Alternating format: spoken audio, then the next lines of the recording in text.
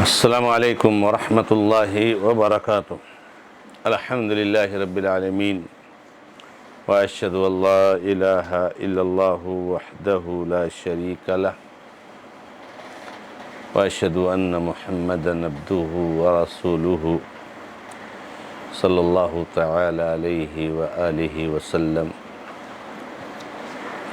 اعوذ باللہ من الشیطان الرجیم، بسم اللہ الرحمن الرحیم۔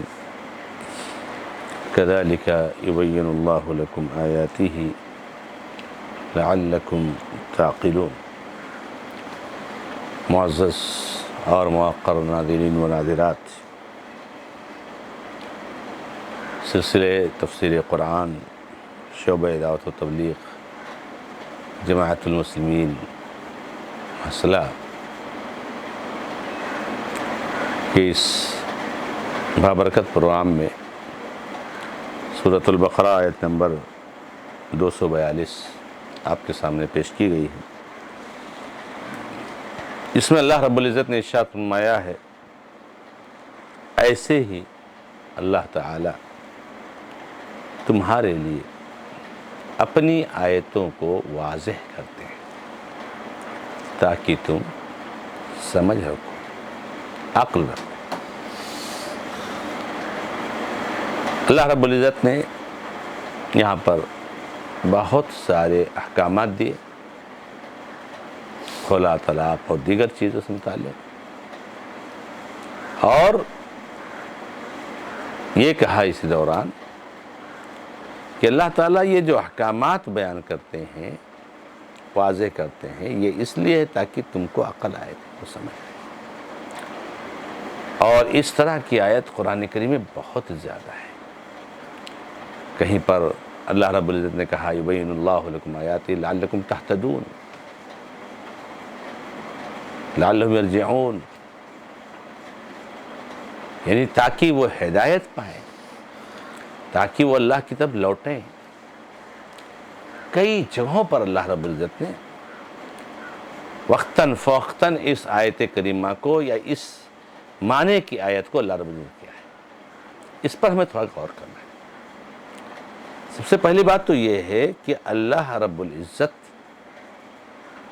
کے جو احکامات ہیں یہ واضح ہیں۔ اللہ اکبر۔ اللہ تعالیٰ کی جو آیتیں ہیں اور جو احکامات ہیں یہ واضح ہیں، کلیئر ہیں۔ اور قربان جائیے اللہ کے نبی محمد رسول اللہ صلی اللہ علیہ وسلم پر کہ آپ نے فرمایا ترکتکم علی المحجۃ البیضاء لیلها کنہارها لا یزیغ عنہا الا ہالک۔ میں تم کو صاف ستھری واضح شریعت پر چھوڑ کر جا رہا ہوں، اس کی راتیں بھی دن کی طرح سے روشن ہیں، اس سے نہیں بھٹکے گا مگر وہی جس کو ہلاک و برباد ہونا۔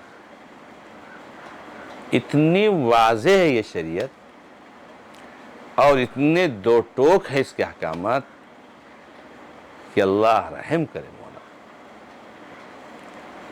تو اللہ تعالیٰ نے بھی فرمایا اور محمد رسول اللہ صلی اللہ علیہ وسلم نے بھی فرمایا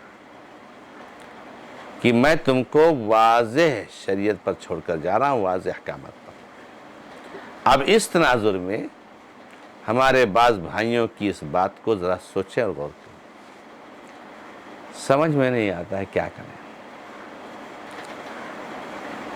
کس فرقے کے ساتھ جائیں۔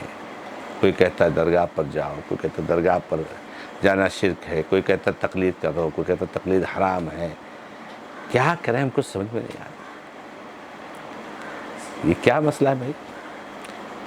یعنی سمجھ میں نہیں آنے کا مطلب یہ ہے کہ اسلام واضح نہیں ہے، اسلام کلیئر نہیں ہے، اور اللہ تعالیٰ فرما رہے ہیں کہ ہم نے واضح کر دیا ہے۔ تو کہیں ہم ان لوگوں میں سے تو نہیں ہیں جن کے بارے میں محمد رسول اللہ صلی اللہ علیہ وسلم نے کہا ہے کہ لا یزیغ عنہا الا ہالک، اس سے تو وہی بھٹکے گا جس کو برباد ہونا ہوگا۔ اللہ اکبر۔ کہیں ہلاکت کی طرف تو ہم نہیں جا رہے ہیں۔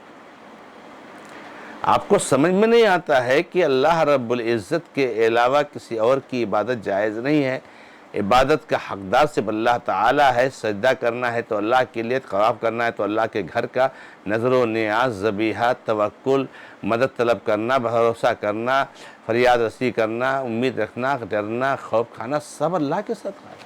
یہ آپ کو سمجھ نہیں آتا ہے؟ کسی درگاہ والے سے نہیں مانگنا ہے، کسی درگاہ کا سجدہ نہیں کرنا ہے آپ کو، یہ آپ کو سمجھ نہیں آتا ہے؟ تو میں تو واضح سمجھتا ہوں کہ آپ انہی میں سے ہو، یا ہم اگر ہیں ایسے تو ہم انہی میں سے ہیں کہ جو ہلاک ہو رہے ہیں، ہلاکت کے راستے پہ جا رہے ہیں۔